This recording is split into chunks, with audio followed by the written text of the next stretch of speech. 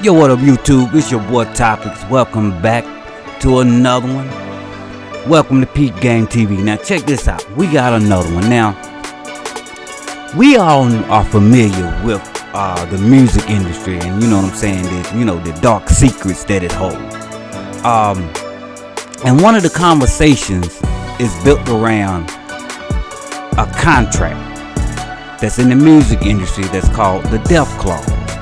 Now, if you're not familiar with this so-called contract, it's basically a type of insurance that the record labels take out on the artists just in case they die, that they get a bag, a nice bag off of, and they continue to make money after the artist has passed. You know what I'm saying, off their royalties, like books, t-shirts. You know what I'm saying, shit like that. Now, me personally, I don't know if this contract really exists. I'm not saying it do, I'm not saying it don't. But what we can say is there's a lot of artists that has spoke on it. We got a video that's gonna break down this so-called death clause. You know what I'm saying?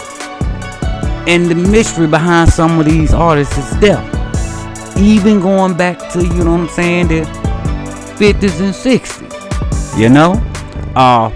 Before we jump in this video, though, let me go ahead and get y'all to smash that like button, get me in the algorithm, share this shit, and go ahead and subscribe to the channel so I can continue to drop this game. Let's jump in this video. Peep game. Let's get it.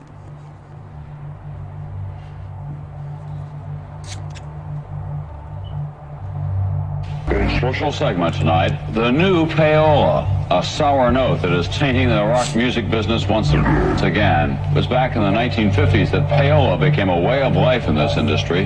Record companies and promoters paying off disc jockeys to plug new releases and to boost sales.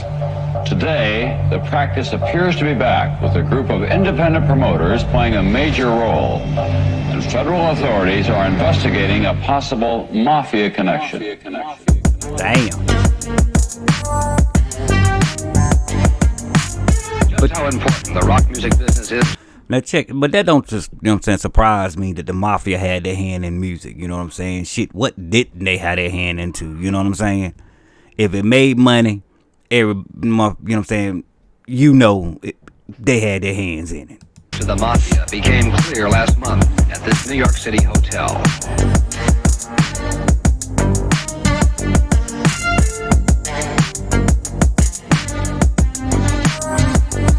By a federal grand jury in Newark on racketeering and extortion charges, accused of using violence to get their way in the gambling business, the narcotics business, and the music business.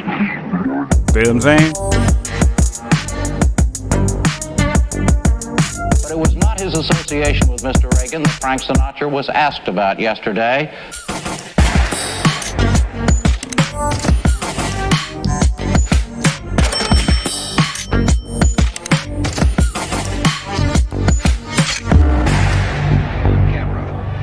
Same story Cox does about payoffs of cash, cars, expensive watches, drugs, and nights with women.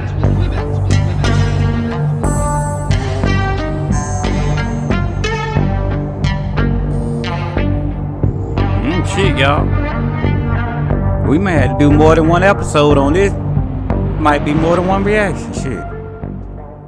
The Jimi Hendrix experience is over. The acid rock musician died today in a London hospital, apparently from an overdose of drugs.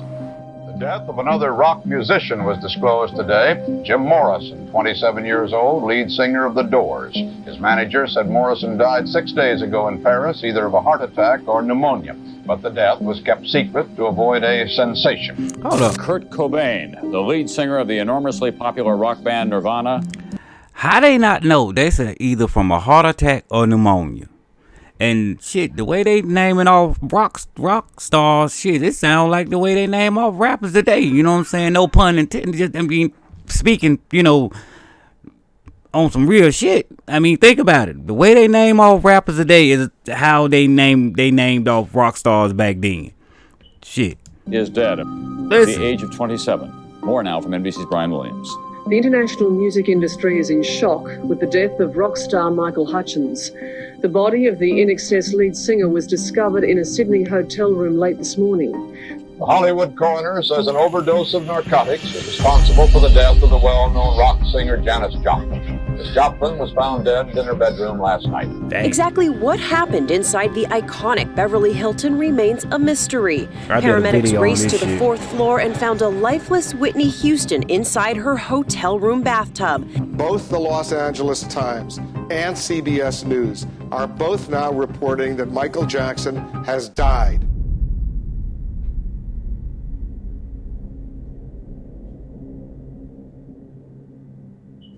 Now, hold up. Now, I don't think. Now, before they get in, now check it, y'all. Now, the true cost of fame. Think about it. If I got to worry about, somebody taking me out just to be famous, I don't know if I want to be famous. You know what I'm saying? Or better yet, what does all these artists have in common?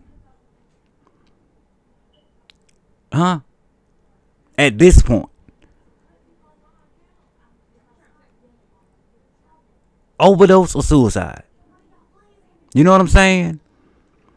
And majority of them was either trying to get out of their contract or they were on a decline from the money that they were making.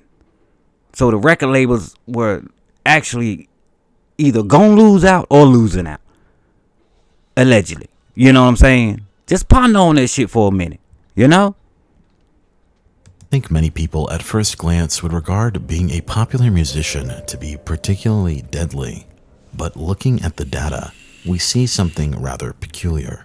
According to a study conducted by the University of Sydney, which sampled 13,000 different artists across 7 decades, it was noted that a popular musician's life expectancy was up to 25 years shorter comparable to the general population. Damn! Furthermore, accidental death rates were between 5 and 10 times greater, suicide rates were between 2 and 7 times greater, and homicide rates were up to 8 times greater. The study suggests an average life expectancy for musicians that are male to be in the late 50s and women in the early 60s. At first glance, these numbers are hard to contextualize, so let me give you something to compare it to. This is the same life expectancy you'd expect to see for a police officer in Buffalo, which has been labeled the most dangerous city in New York.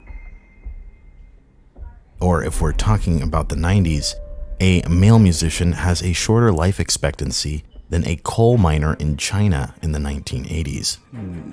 Hold on. These numbers make... Now, listen to that.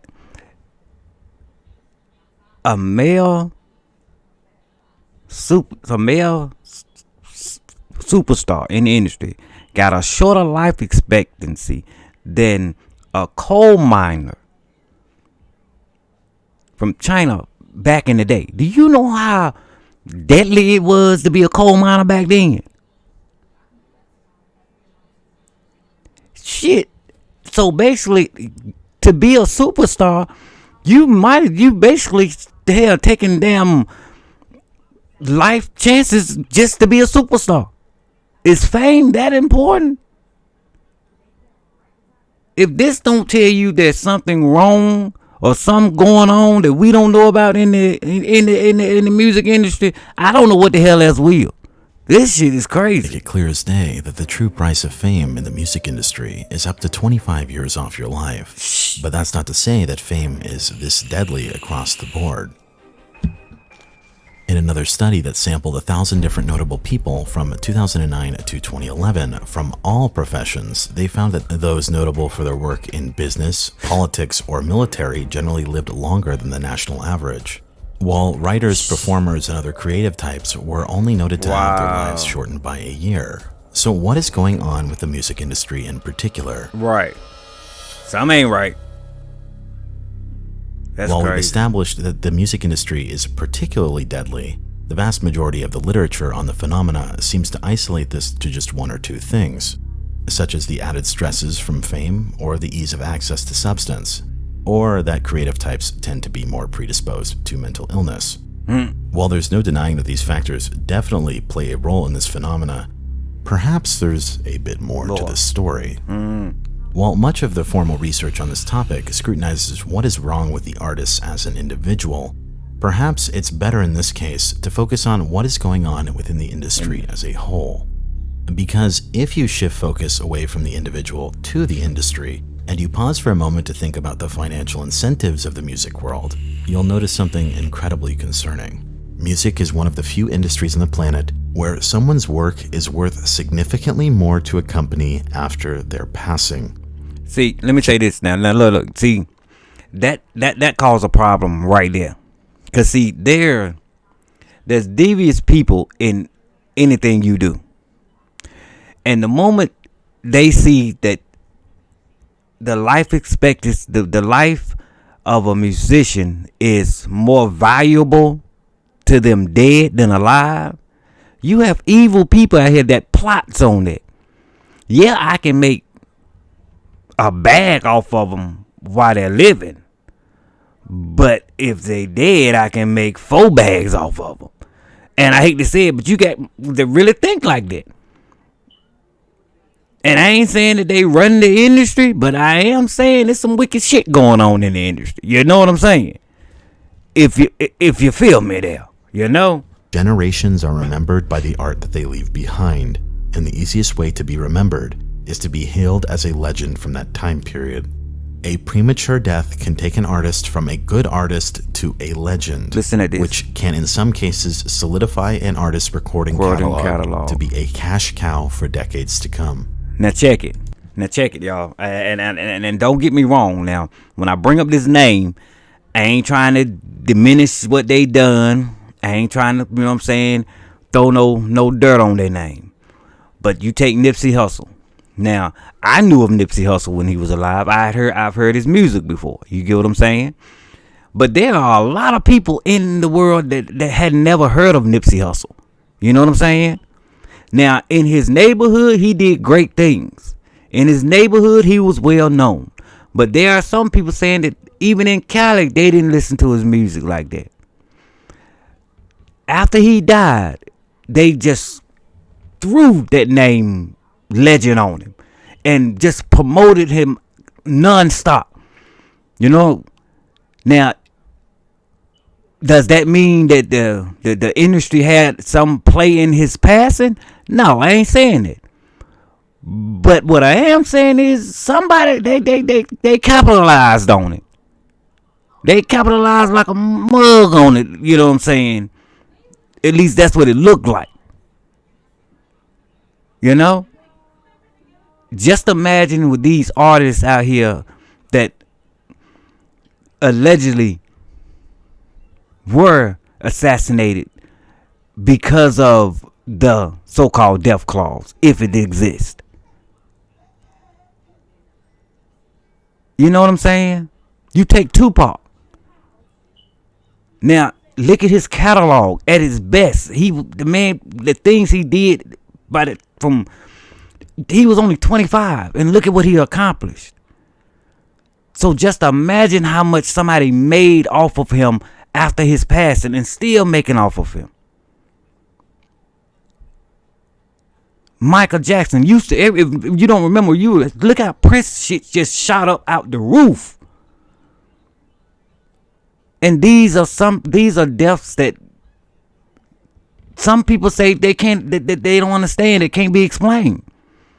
So should we really pay attention to what's this so-called death clause? Hey, I mean, it's a conversation.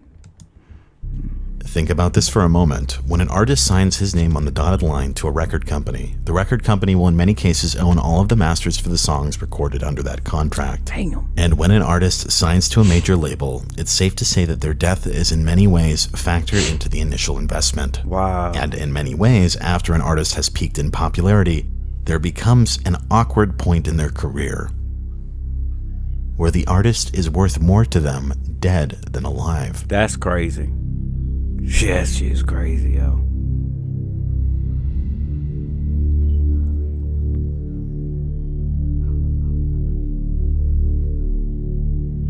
Wow.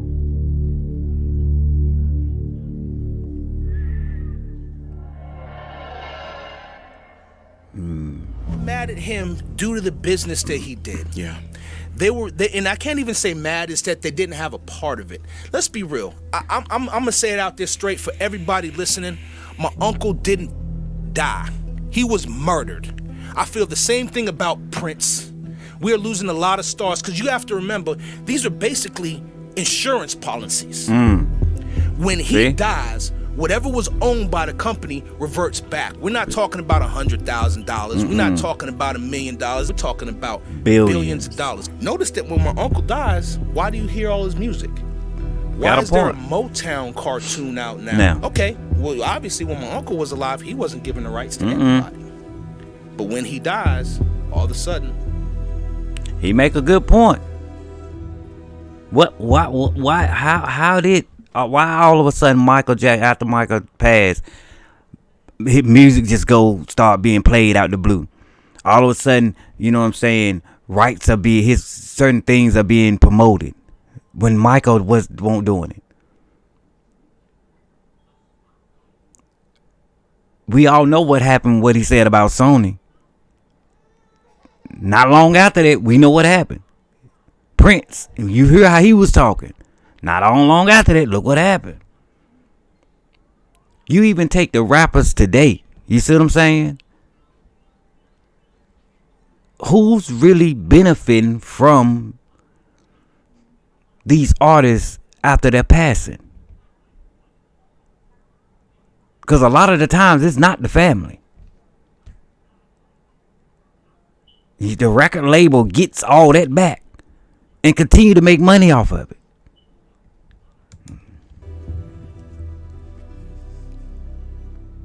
It's pretty incredible to me that all of us have kind of heard this anecdote about musicians dying at a young age, but every time this happens, nobody casts an ounce of skepticism about this kind of thing, or how much these people are worth dead.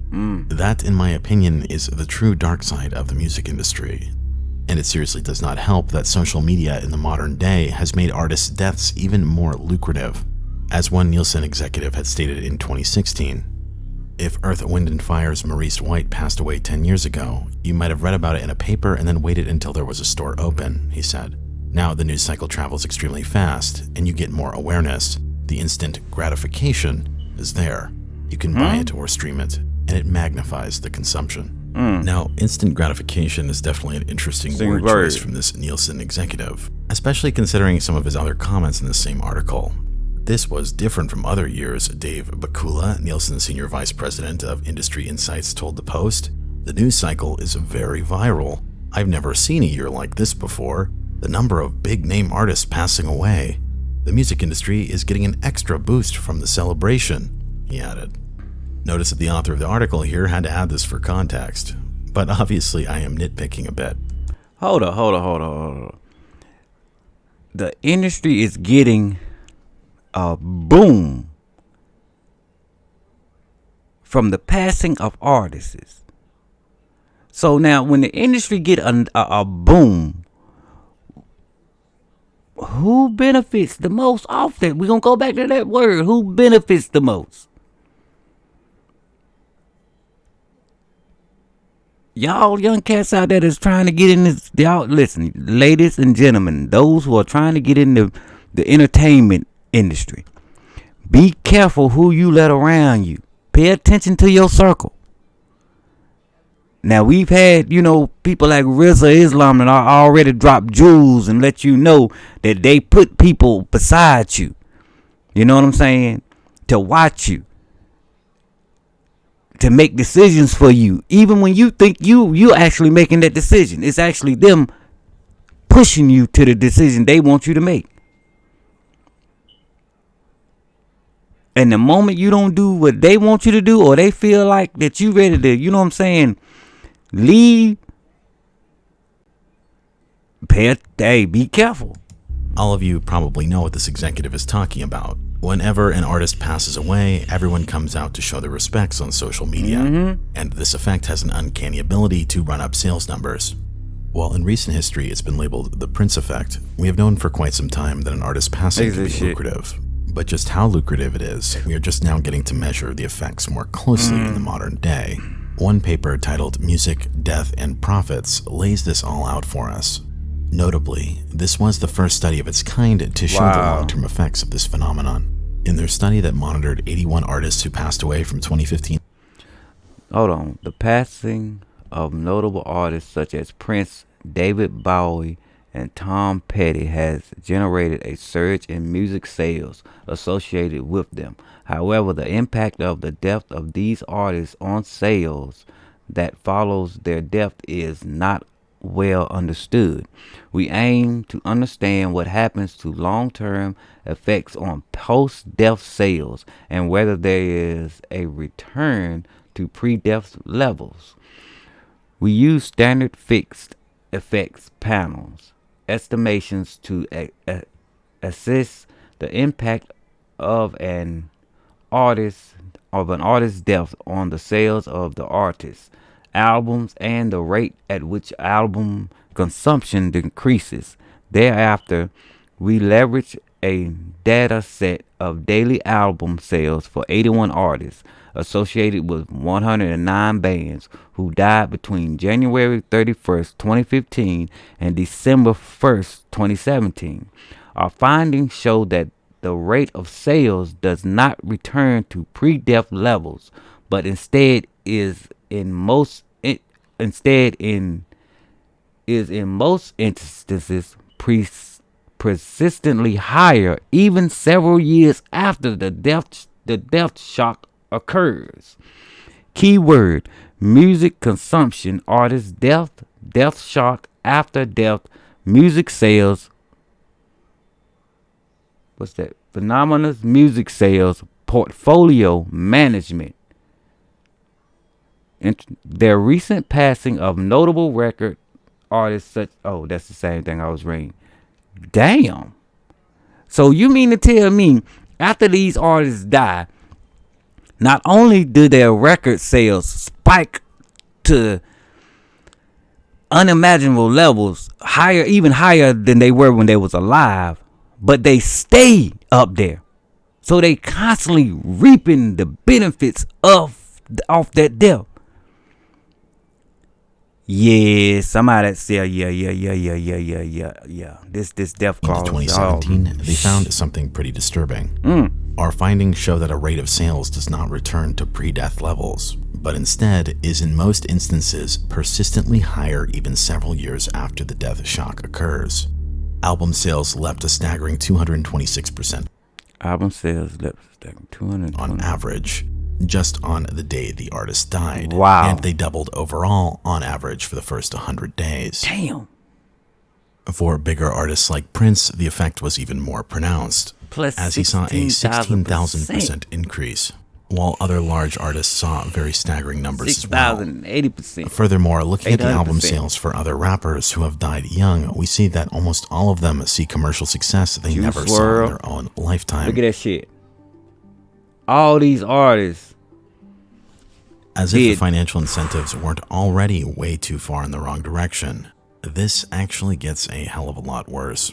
Because there's a clause in record contracts that allows record labels to cash in even more after an artist's passing. Wow. This has been going on since the early days of the music industry, and it's quite literally a standard practice. Damn. It's called the death clause, or the non-performance clause. Now, this is one of those lesser known details in regards to record contracts, but the former manager of the Grateful Dead, Hank Harrison, wrote about this some years back. Essentially, it goes something like this. Companies shall have the right to secure insurance equivalent to 10 times the estimated value of the artist's earnings from any source of revenue for company's sole benefit.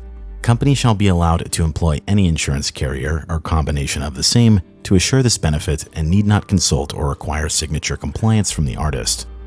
Company shall keep such information confidential, except that the company may disclose information to the applicable insurance carriers or as required by law. Artist or artist's estate shall have no right to review or claim the benefit of any such policy obtained by the company. Okay, y'all. Listen to that.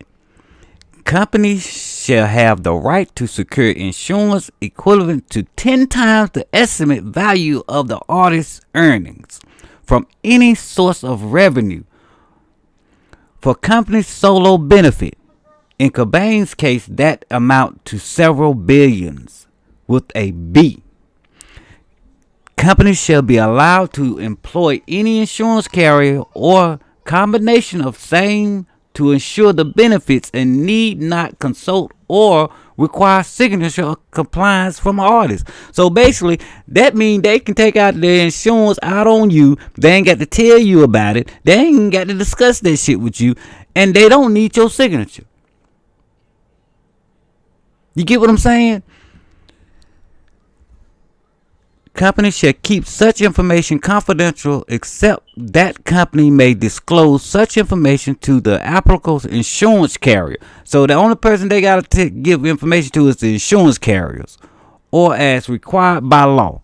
Artists or artists' estate shall have no right to review or claim the benefits of any such policy obtained by the company. So basically, this so-called death clause basically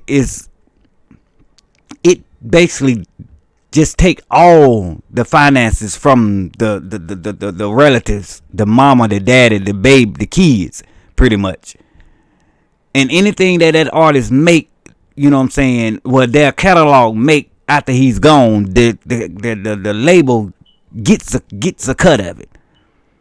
And probably get the largest proportion. Where you alive, you won't even know it's one out on you. But y'all young rappers, y'all rather go back to the same neighborhood and y'all or go out here and put y'all lives in danger, you know what I'm saying? Beefing with a clown back and forth. When somebody else will be controlling your assets when you gone.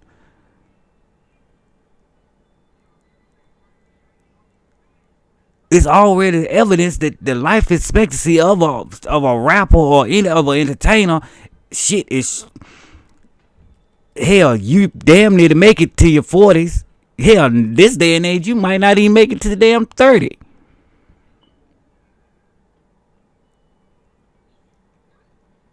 They control you even in your death. Just think about that. You have artists right now that have passed away, and some people may say was assassinated, and still being controlled by the label that they were trying to get out of. That's some wicked shit, man. That's some wicked shit. And to quote what Hank Harrison later wrote in this article, he states, "In short, here is what a death clause does in my humble opinion. If an artist fails to perform or pay back advances, the artist becomes more profitable dead. Today, the hit clause still exists, but it is more subtle, and whereas it used to be worth thousands, it's now potentially worth billions. Labels invest millions in new talent, and the insurance policy is a protection against loss or a way of collecting projected profits for music, t-shirts, books, foreign rights, and everything else in all forms."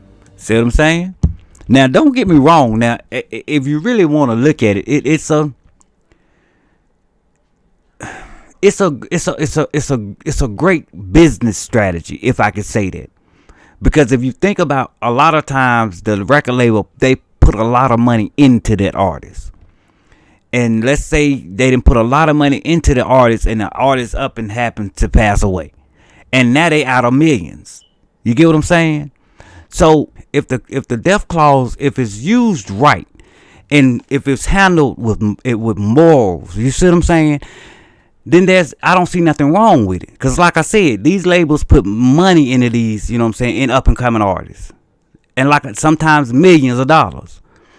And let's say they get in a car accident and pass away. Now the label out of millions of dollars because they didn't put all that money into this artist, and they can't get a return because the artist is no longer alive. The problem lies is when you got wicked people out here that are intentionally putting these artists in situations where they can lose their life. Like a lot of these rappers. Like the rock stars. They know they own drugs. They know they got a drug habit, and they continue to feed them, you know what I'm saying, drugs, and hoping that they will OD, or in hoping that they will get, get in a scuffle and end up getting killed, so they can benefit off of the death, because they know they can make more money off the artist being dead, and they ain't got to worry about the shenanigans of him getting into trouble, bailing them out of jail, you know what I'm saying, or his CD flopping. So it's not the fact of it being an insurance, contract, that is how they allegedly using the death contract, or shall we say the insurance contract, Now I want to clarify one thing here about the death clause. And it's that this type of life insurance, also known as key man insurance, is actually a standard practice in other industries as well. And depending on how you look at this, it's honestly just a smart business move given how much money they invested into them in the first place. But normally when an employee dies in other industries, there is a pretty significant loss of revenue. And this insurance is designed to make it so the company can stay afloat until they find a replacement. But in the music industry, this is just them double dipping. Now, in case you're unfamiliar, record deals are structured like a loan, also known as an advance. See, now that's what I mean. That's what I mean by it's a great business strategy to have that extra security. You see what I'm saying?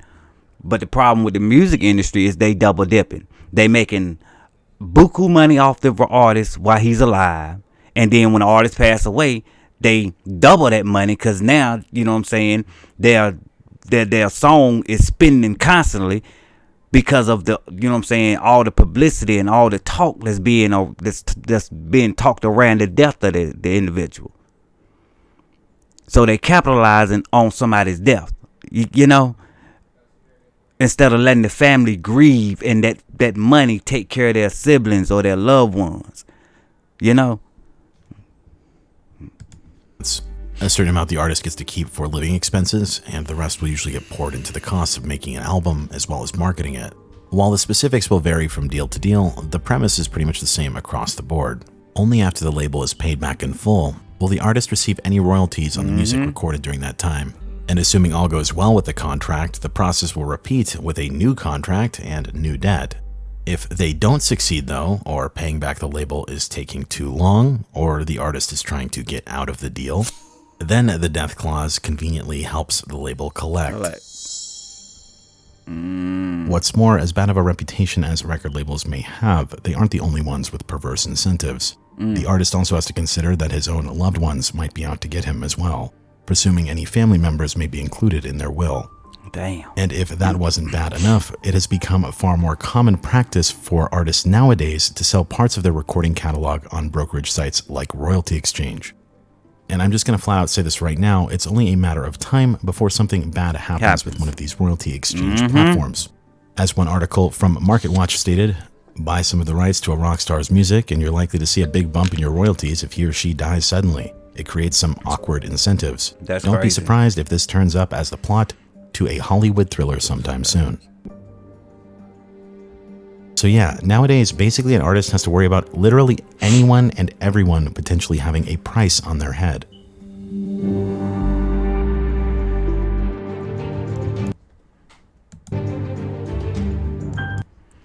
Alright, y'all. We're gonna stop it right there. And we'll jump in to the end of this if y'all want me to, dig a little deeper in it. But what I want to leave to these up and coming artists out here. Don't sign to no label. Go independent. Be careful who in your circle. And make sure you got some real ones around you. Because it's obvious with this industry and this music industry, you don't know who out to get you, including the record label. You could be making them thousands of dollars, millions of dollars, but they know they can double up on that if you're not here. Now, if you pay attention to the rock era and the drill rap era. The rock era had a lot of ODing and suicides, allegedly, with the artists. Now we got the gangbanging era. Got a lot of drive-by shootings and killings going on. With both of these eras, who's making the money and who's capitalizing the most off of the downfall of these artists in both generations and both eras? Y'all ponder on that. Leave your comments there down below, and I'll get at y'all with another video next time. I'm your boy Topics, Peep Game TV. Hey, I only bring the truth. Holla.